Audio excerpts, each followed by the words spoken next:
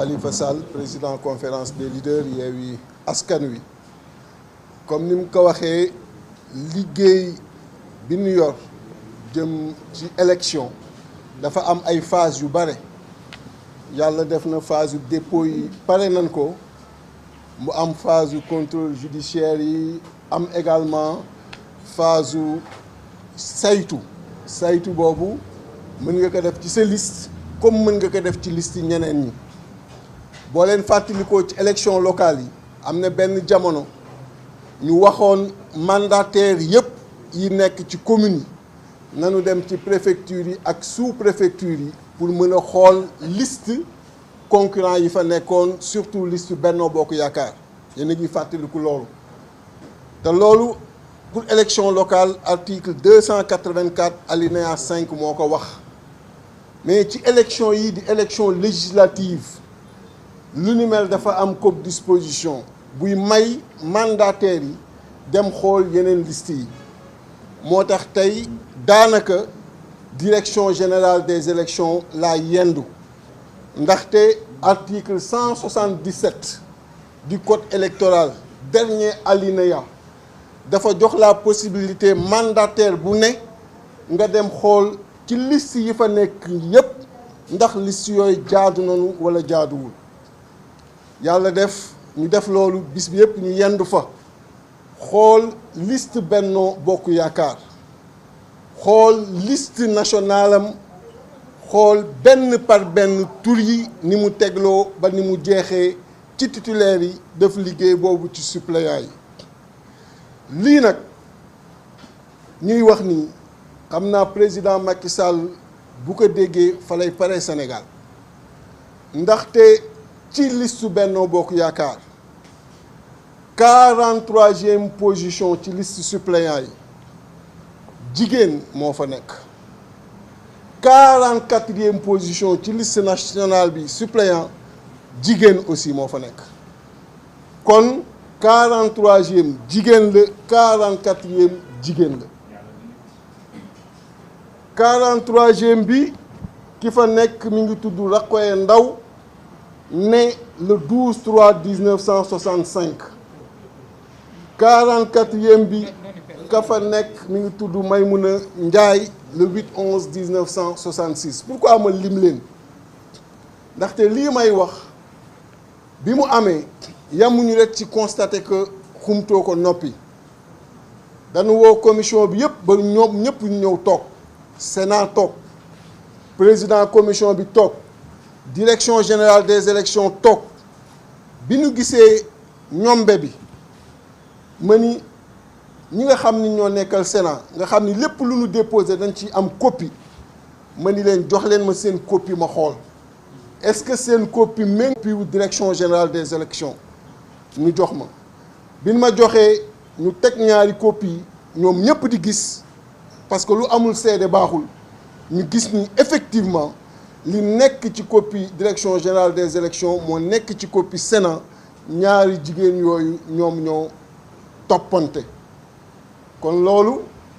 je pense que li muy tekki leer na moo tax bi ñu paree ñu ni le président de la commission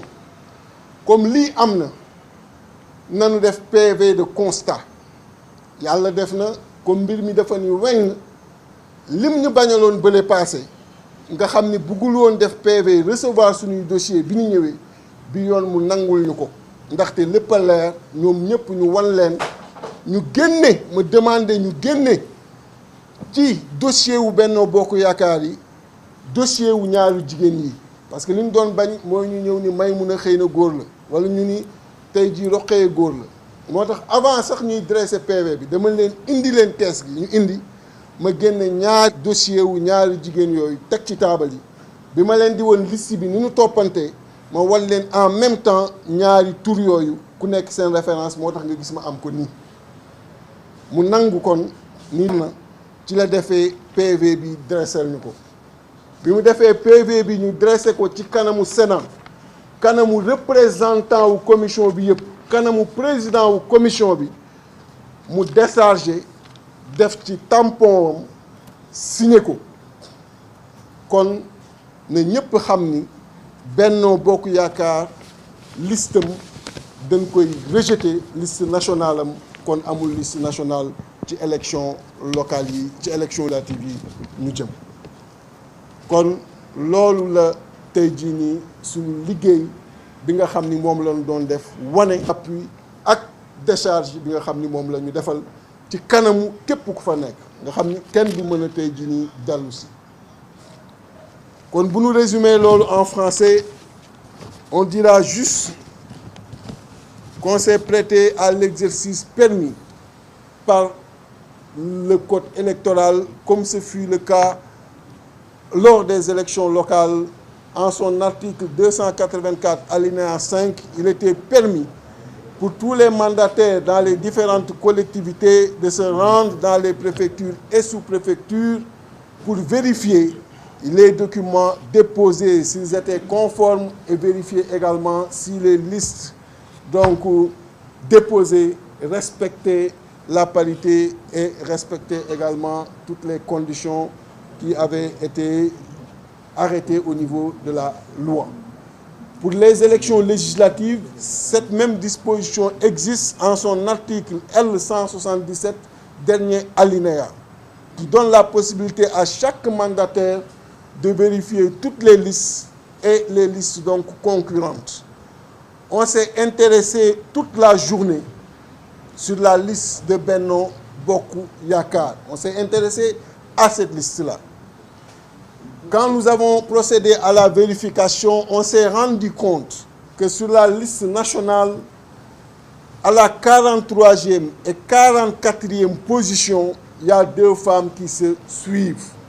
J'ai donné tout à l'heure leur nom, c'est Rokhaya Ndaw et Maïmouna Ndiaye,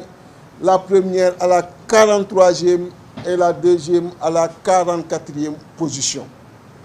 Et quand on s'est rendu compte de ce non-respect de la parité, on a voulu aller beaucoup plus en profondeur en interrogeant les responsables de la Sénat qui étaient présents. Nous avons demandé leurs copies qu'ils nous ont données. Et on a fait la comparaison entre la copie reçue